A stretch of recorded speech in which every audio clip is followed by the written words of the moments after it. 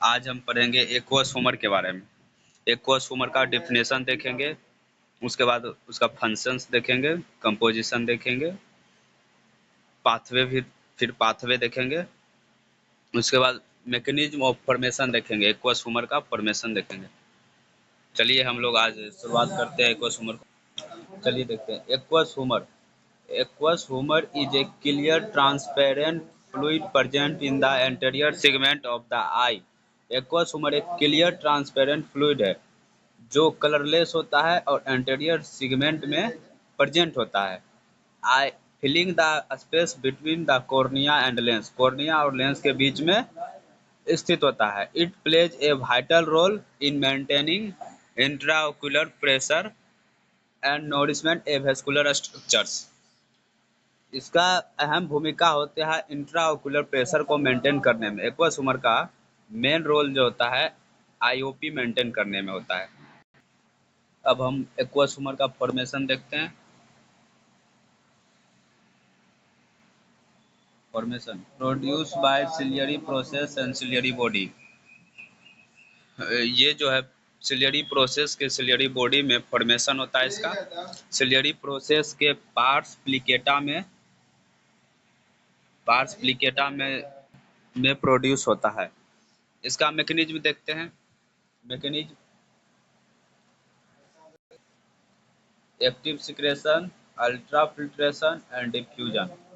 इसका mechanism two types of mechanism होता है, अल्ट्रा फिल्ट्रेशन होता है और मैकेनिज्म डिफ्यूजन होता है। अच्छा, आईओपी का नॉर्मल रेंज कितना होता है? आईओपी का नॉर्मल रेंज जो है वो 10 से 21 mmHg होता है। अब हम इसका पाथवे देख लेते हैं। पाथवे सर्कुलेशन भी इसको बोलते हैं। Aqueous humour flow in a specific direction.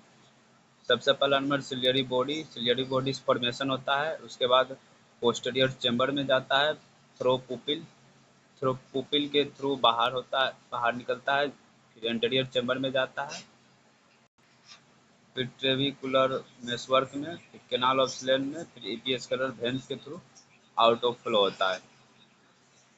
Aqueous humour का हम फंक्शंस देख लेते हैं। एक्वस ह्यूमर का function maintain intraocular pressure, IOP को मेंटेन करता है। प्रोवाइड न्यूट्रिशन कॉर्निया और लेंस को न्यूट्रिशन प्रोवाइड करता है। रिमूव मेटाबॉलिक वेस्ट को रिमूव करता है। Maintain optical clarity, act as a reflective medium. ये सब इसका फंक्शन हुआ, एक्वस ह्यूमर का फंक्शंस है। एक्वस ह्यूमर का कंपोजिशन देखते हैं। Similar to plasma but low protein.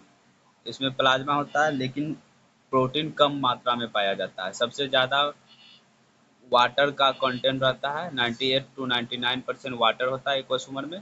फिर इलेक्ट्रोलाइट्स होता है, ग्लूकोज होता है, एमाइनो एसिड्स होता है, एस्कॉर्बिक एसिड होता है, हाई कॉन्सेंट्रेशन है ये।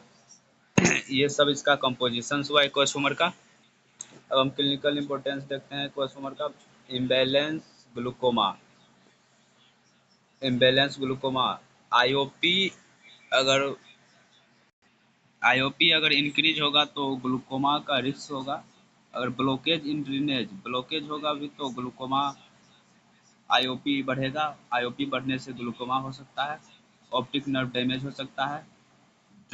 कुछ ड्रग्स है जिसके कारण प्रोडक्शन लो हो सकता है। कार्बोनिक एनहाइड्रेज इनहिबिटर्स है जिसके कारण प्रोडक्शन लो हो सकता है। मेयोटिक्स ड्रग्स है जिससे आउटफ्लो इंक्रीज हो सकता है। ये सारा क्लिनिकल इंपोर्टेंस है। और ग्लूकोमा जो है वो टू टाइप्स का होता है। ग्लूकोमा के बारे में हम अगले क्लास में पढ़ेंगे। आगे इसको देख लेते हैं पहले।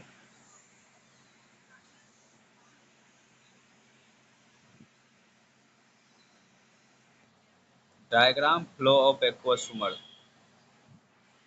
डायग्राम के अनुसार समझते हैं। सबसे पहले सिलियरी बॉडी में फॉर्मेशन होता है। इसको क्रिएशन होकर पोस्टीरियर चेंबर में जाता है। पोस्टीरियर चेंबर से पुपिल के द्वारा वो एंटीरियर चेंबर में जाता है। एंटीरियर चेंबर से ट्रेविकुलर मेसवर्क्स में जाता है। ट्रेविकुलर मेसवर्क से कैनाल ऑफ स्लेन में जाता है। फिर एपिस्केलर वेन से आउट ऑफ फ्लो होता है। ये एक्वस ह्यूमर का फ्लो ऑफ चार्ट था। आप लोग इसे समझ गए हैं। बाकी आज के लिए इतना ही, बाकी के लिए नेक्स्ट क्लास में